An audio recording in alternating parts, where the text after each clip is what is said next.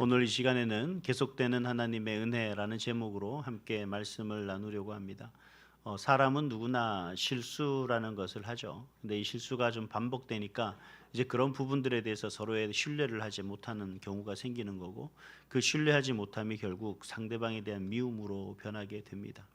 오늘 본문에 나오는 이 아브라함 역시 사실은 지금 이 실수가 처음 있는 실수는 아닙니다. 이미 창세기 12장에서 한번 똑같은 경우를 통해서 똑같은 실수를 지금 다시 반복하고 있는 것을 오늘 본문에서 보게 됩니다. 아브라함이 어떤 사람입니까? 그는 하나님께 특별히 부름받은 사람입니다. 오늘 본문에서도 이야기하죠. 하나님은 아비멜렉에게 뭐라고 얘기했냐면 아브라함은 선지자다라고 그렇게 이야기를 하고 있습니다. 그럼에도 불구하고 이 아브라함이 실수한다라는 사실을 오늘 본문에서는 보여주고 계신데, 이제 한편으로는 그런 것 같습니다. 사람은 누구나 실수를 합니다. 실수를 안 할 수 없어요. 실수를 안 하는 사람은 아무도 없습니다. 근데 이것을 문제로 탓하는 것은 아니에요. 사람은 누구나 실수한다라는 사실을 우리에게 말씀해 주시고, 우리가 그러한 것을 문제 삼거나 그걸 가지고 상대방의 어떤 약점을 이용하라는 것이 아니라, 하나님은 그러한 실수하는 사람조차도 하나님의 은혜로 말미암아서 그 모든 것 가운데 하나님의 뜻으로 이끌어가고 계시는데 사용하신다라는 얘기입니다. 만약에 하나님이 사용하시는 사람은 실수하지 않는 사람으로 하나님이 쓰신다 그러면, 여러분은 잘 모르겠습니다만 제 같은 경우도 하나님 앞에 온전히 설 수 없다고 저는 생각합니다. 하나님 과연 실수하는 나를 쓰실까? 만약에 그렇다 그러면 하나님은 저를 안 사용하셨을 거라고 생각을 해요. 왜냐하면 하나님 앞에는 한없이 부족하고, 정말 제가 생각지도 않는 그러한 상황과 그런 여건과 환경 속에서도 저는 실수를 하기 때문에 그렇습니다. 하지 말아야 될 말을 하는 경우도 실수인 거고, 하지 말아야 될 행동을 할 때도 실수인 거고, 또 뜻하지 않게 내 생각과는 전혀 다른 모습으로 살아가려고 하는, 정말 정직하게 살려고 하지만 그렇게 못하는 경우들이 우리 가운데 항상 나타나기 때문에 그렇다는 거죠. 근데 하나님은 그런 실수하는 우리를 질타하거나 심판하거나, 또 그러한 모습을 가지고 하나님이 우리를 무시하거나 이제는 버리는 그런 모습이 아닌, 그럼에도 불구하고 그런 우리를 품고 계시는 하나님을 오늘 본문에서는 말씀하고 계신다는 것을 우리가 좀 기억했으면 좋겠습니다. 그래서 하나님을 우리가 신실하신 하나님이시다라고 하는데, 이 신실함의 근원이 어디냐 그러면 하나님의 언약에서 비롯되어지는 겁니다. 하나님이 그랬죠. 내가 너희를 사랑하고, 또 내가 너희를 또 하나님의 자녀로서 내가 기억하고 준비한 그 하나님의 나라에 거할 수 있도록, 영원히 거할 수 있도록 하겠다라고 우리는 성경을 통해 그렇게 이해하고 믿고 배워왔습니다. 이제 그게 하나님의 언약이거든요. 내가 이 땅에서 어떤 삶을 살건 그건 중요한 것이 아니죠. 내가 하나님을 믿는 믿음 때문에, 내가 하나님을 믿고 하나님의 사람으로 살려가고 하는 노력, 그 모습들이 하나님이 기뻐하시는 모습이고, 그 결국은 어떻게 되는 거예요? 우리가 하나님 나라에 가게 되는 줄 믿습니다. 이것이 하나님과 나와의 언약이에요. 하나님은 이 언약을 조금도 거스르지 않는다는 사실을 오늘 본문에서 보여주십니다. 어떤 모습을 통해서 보여주실까요? 우리는 사실 하나님과 나와의 언약 관계 속에 있지만, 언약을 무너뜨리거나 언약을 깨뜨리는 것은 하나님 쪽이 아니라 우리 쪽이죠. 내가 하나님을 그 언약을 자꾸 깨뜨리고 어그러지게 하는 겁니다. 왜 그럼 언약을 어그러지게 하는 거냐요?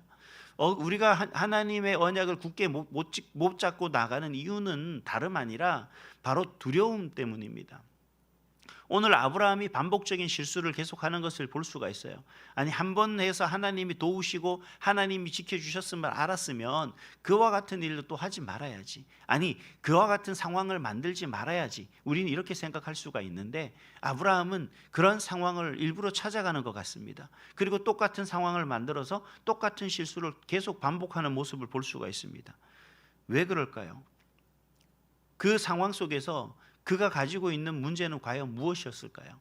오늘 성경에서는 다름 아니라 두려움 때문이다라고 그렇게 이야기를 합니다.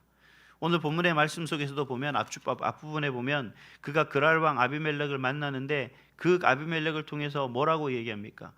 사라에게 내 누이라 하라, 그렇게 얘기를 하죠. 아내가 아니라 누이라고 이야기하라 그럽니다. 왜였습니까? 바로 그 아비멜렉이라는 사람이 두려웠기 때문에 그렇습니다. 그는 죽음이라는 그 죽음이 그에게 있어서 두려웠기 때문에 그렇다는 거죠. 그뿐만이 아닙니다. 11절에 보니까 이렇게 얘기합니다. 아브라함이 이곳에서는 하나님을 두려워함이 없으니 내가 아내 때문에 죽임을 당할까 하노라.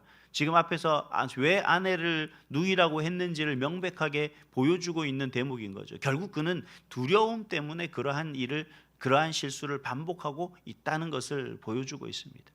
여러분, 우리가 살아가는 삶의 모습 속에서 이 두려움이라는 게 과연 없어지느냐? 그렇지 않다는 거죠. 우리가 환경 앞에서는 반드시 두려워할 수밖에 없습니다. 우리가 상황이, 우리의 형편이 두려움을 조장할 수밖에 없게 되는 거죠. 왜냐하면 그것은 사탄이 좋아하기 때문에 그렇습니다. 여러분, 우리가 견고한 믿음으로 하나님을 찬양하고 하나님 믿음 안에서 우리의 삶이 날마다 변해지고 하나님이 기뻐하신 삶으로 날마다 살아간다면 그것을 배합할 사람은 이 세상에 한 존재밖에 없습니다. 그건 바로 그러한 우리를 시기하고 질투하고 그런 우리를 넘어뜨리려고 하는 사탄밖에 없다는 거죠. 그렇기 때문에 사탄은 항상 우리 마음에 두려움을 조장하고 그 두려움을 가지고 뭔가 시기하게 하고 질투하게 하고 그렇게 함으로 점점 두려움이 우리 가운데 강화되게 하고 그러므로 인해서 우리가 그 두려움에 빠져서 하나님을 불신하게 만드는 그런 나쁜 짓을 하고 있다라는 거죠. 여러분, 오늘 본문을 가만히 보면 참 재미있는 부분이 있습니다. 뭔 얘기냐면 성경은 아브라함을 정말 영웅으로 취급하지 않습니다. 오늘 본문에도 보면 그는 실수하는 사람이었습니다. 어떻게 아내를 누이라고 하냐? 그거 한 번 그럴 수 있다고 쳐 지금 두 번째 반복되고 있다는 거예요. 이렇게 실수를 숨기지 않고 반복한 이런 실수의 모습 속에서 그의 연약함을 우리에게 보여주는 이유는 뭐냐면 저와 여러분이 그렇게 연약하기 때문이다. 그런데 하나님은 그러한 아브라함을 계속해서 질타하거나 그러한 아브라함을 이제 너는 더 이상 안 되겠어, 다른 사람으로 내가 바꾸겠어 라고 말하지 않습니다. 이 얘기는 뭔 얘기냐면 하나님이 아브라함과 맺었던 그 언약이 계속 지켜질 것이라는 그 하나님의 신실하심을 바로 이야기하고 있는 거죠. 하나님이 우리를 구원하신다고 했을 때 하나님은 우리의 그 구원에 뭔가 조건이 맞아서가 아니다라는 걸 우리는 잘 알고 있습니다. 나는 하염없이 범죄하고 한없이 하나님을 생각하기보다 다른 걸 더 많이 생각합니다. 내가 하나님을 사랑한다고 고백하는 것보다 내가 다른 사람에게 더 많은 사랑을 고백하는 거고요. 내가 하나님을 의지하기보다 내가 더 다른 사람을 의지하고 내가 하나님을 예배할 때 하나님을 만나서 기뻐하는 것보다 내가 만나면 반가운 사람을 더 반가워하고 더 기뻐하죠. 어떤 분은 그런 분들도 있더라고요. 자기가 좋아하는 사람에게 맛있는 것도 사주고 선물도 사주고 막 합니다. 근데 하나님 앞에는 인색한 사람들이 있습니다. 이건 왜입니까? 바로 인간의 연약함 때문에 그렇습니다. 그러나 하나님은 그런다고 해서 우리에게 그 작은 것 때문에 우리와의 언약을 깨트리거나 파괴하는 분이 아니라는 사실이에요. 그래서 오늘 우리에게는 두려움이 우리 가운데 있어 하나님의 언약을 붙들고 살아가지 못하는 우리의 연약함이 있지만 그런 연약함을 하나님은 외면하거나 그 연약함을 통해서 우리를 심판하시는 하나님이 아니라 그럼에도 하나님은 그런 우리를 긍휼히 여겨 주신다라는 것을 오늘 본문을 통해서 보여주고 있습니다. 그뿐만이 아니라 하나님은 우리에게 또 다른 한 가지를 보여주시고 있는데 뭐냐면 하나님은 우리보다 우리와의 언약을 더 굳게 믿고 지키고 계신다는 사실입니다. 사람은 어떻습니까? 사람은 연약하기에 그 언약을 때로는 잊어버리기도 하고 별 볼 일 없는 것처럼 생각할 때도 있고 그걸 어느 순간 저 구석구로 처박아 놓고 그냥 아무 생각 없이 살아갈 때가 있습니다. 그러나 하나님은 비록 연약한 인간과의 맺은 언약이지만 그 언약을 가장 크게 붙들고 계신다는 사실입니다. 그렇기 때문에 나를 내치지 않는 거죠. 그렇기 때문에 나를 외면하지 않는 거죠. 그렇기 때문에 내가 하나님 앞에 죄를 범하고 하나님 앞에 회개하며 나가도 하나님은 그 모든 것을 다 받아주시는 겁니다. 오늘 본문을 보면 아브라함이 하나님 앞에 회개하는 장면이 나오지 않죠. 아니, 그 장면이 나오기도 훨씬 이전에 이미 하나님은 개입하시는 것을 볼 수가 있습니다. 오늘 본문에 보면 아마 3절부터 시작해서 하나님이 개입하시는 걸 볼 수가 있어요. 아비멜렉 앞에 하나님이 먼저 나타납니다. 과연 하나님이 개입하시기 전에 아브라함의 어떤 회개가 있었습니까? 아니죠. 하나님의 아브라함의 어떤 특별한 고백이 있었습니까? 아닙니다. 아무런 회개도 그는 하나님 앞에 어떤 고백도 없었습니다. 근데 하나님이 먼저 일하시는 것을 볼 수 있습니다. 왜입니까? 하나님은 그 언약을 지키시기 위해서 하나님은 계시는 거죠.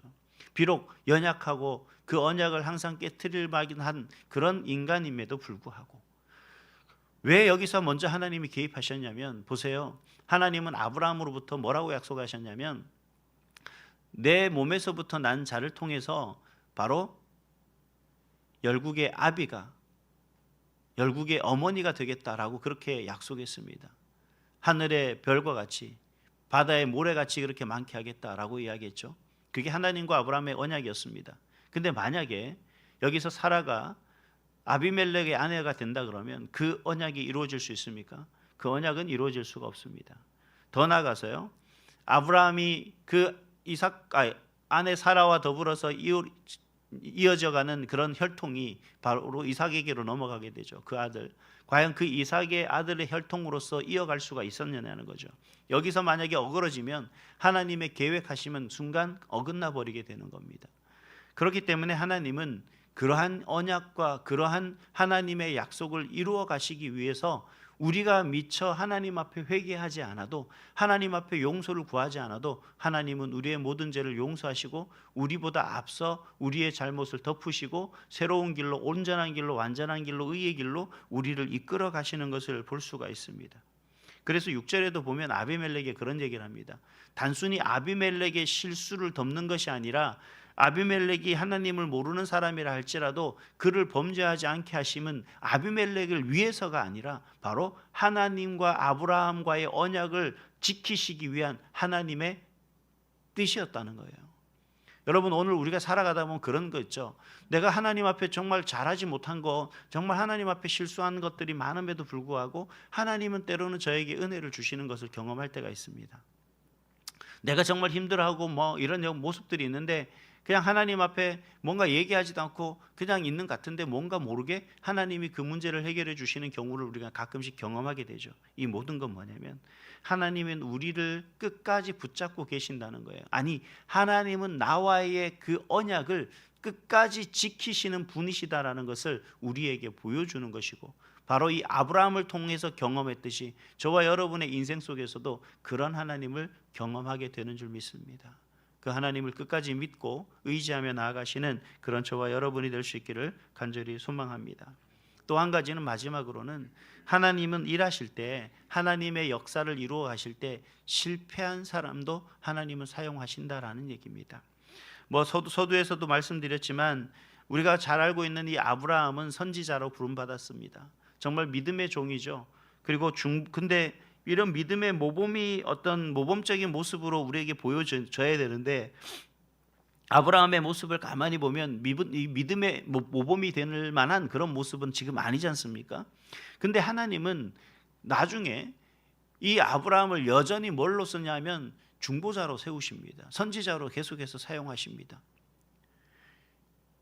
저는 그런 경우를 봤거든요. 뭐 목사님이 이렇게 실수를 했어요. 뭐 예를 들어서 뭐 나쁜 말을 한다거나 뭐 아니면 어떤 행동을 잘못했거나 그러면 우리 그런 얘기 하지 않습니까? 목사님이 그러시면 됩니까? 목사님이 그렇게 하시면 됩니까? 이 바꿔놓고 생각을 해야 돼요. 야, 우리는 하나님의 사람인데 하나님의 사람이 그러시면 됩니까? 이제 성도면 그래도 되고요. 집사면 그래도 됩니까? 여러분, 우리 하나님의 사람이기 때문에 그런 것에 대해서 우리에게 거리낌이 되는 거죠. 근데 우리는 그런 것을 그 사람의 약점으로 판단을 하고 그 사람을 그것을 통해서 우리는 평가라는 걸 합니다. 근데 하나님은요, 그러한 것을 판단의 기준으로 삼지 않습니다. 왜냐하면 이미 사람이라는 그 존재의 연약함을 하나님은 아시기 때문이죠. 만약에 하나님이 그러한 우리의 연약함과 우리의 부족함이 문제가 된다면 하나님께서는 이 아브라함을 이제는 내치셔야죠. 같은 실수를 2번이나 반복하고 있는데, 하나님이 또 다른 사람을 세우심으로 인해서 하나님의 새로운 역사를 이어가는데, 하나님을 믿는 민족을 세워가는데 하나님이 문제가 됐을까요? 전혀 문제되지 않았을 겁니다. 그럼에도 불구하고 하나님은 아브라함을 계속 사용하시는 것을 볼 수가 있어요. 실패한 그였지만 아비멜렉이 볼 때도 말도 안 되는 하나님의 말씀이었을 거예요. 하나님께서는 그 아비멜렉의 모든 가문에 그 잉태하는 것을 막아버리고 그리고 나서 이후에 그 아브라함에게 가서 기도를 요청해라라고 이야기하는 것을 볼 수가 있습니다.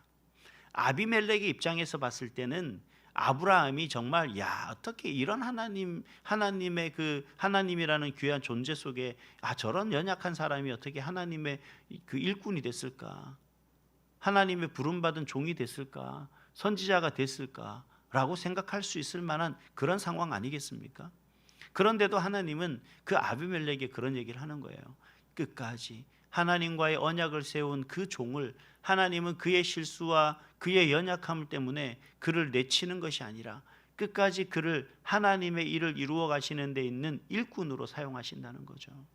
저와 여러분은 사실 하나님 안에서 동일한 모습인 거죠. 그러나 단지 우리에겐 서로 다른 역할을 부여받았을 뿐입니다. 그것을 우리는 직분이라기도 하고 그것을 우리는 사명이라고 하기도 합니다. 그러나 이 모든 것 가운데 우리가 그 사명과 그 직분을 감당해내는 데 있어서 부족한 것은 사실입니다. 때로는 연약할 수도 있는 거죠. 때로는 실수하기도 합니다. 그러나 하나님은 그런 저와 여러분을 통해서 하나님의 뜻을 이루어 가기를 원하시고요. 그런 저와 여러분을 통해서 하나님의 계획을 온전히 이루어 가시기를 원하시는 겁니다. 여전히 우리를 품으시고 여전히 우리를 이해하시고 용납하시는 그 하나님이 오늘도 저와 여러분을 통해서 하나님의 큰 일을 이루시기를 간절히 소망하는 거죠. 사랑하는 성도 여러분, 아브라함은 흔들렸습니다. 하지만 언약은 흔들리지 않았습니다. 사람은 실수했지만 하나님은 물러서지 않았습니다.